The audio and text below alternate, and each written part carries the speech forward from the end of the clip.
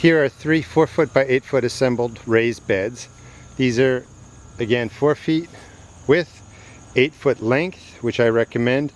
The sides are 6-inch, and I actually have them stacked up on top of each other.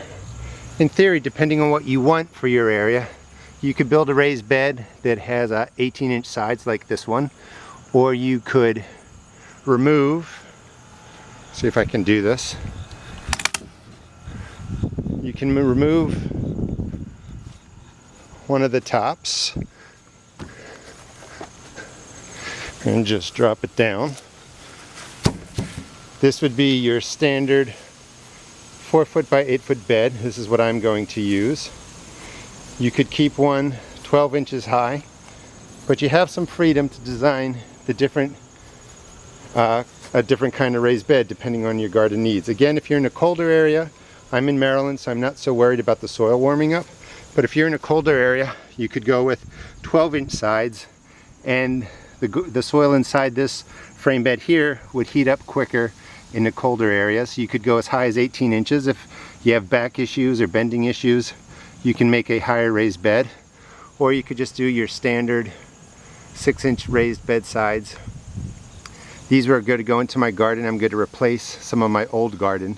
The other thing you want to keep in mind, depending on just what you want, is the lumber is stamped on the outside.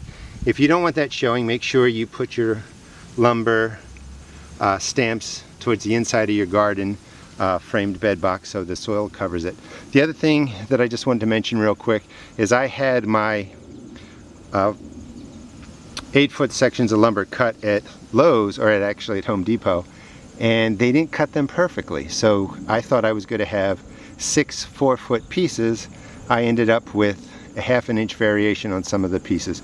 So when you get your wood cut, you can watch and make sure they cut it right, or just make sure you line up the 4-foot sections when you get home and you try and keep the two most like pieces together so that your box isn't warped.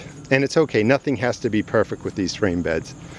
And again, this is how you assemble raised beds for your garden. I recommend a 4-foot by 8-foot raised bed. I recommend using treated lumber. Lumber is now treated with copper for the last many years, and I really think the risk is low. It's not like the old arsenic treated lumber.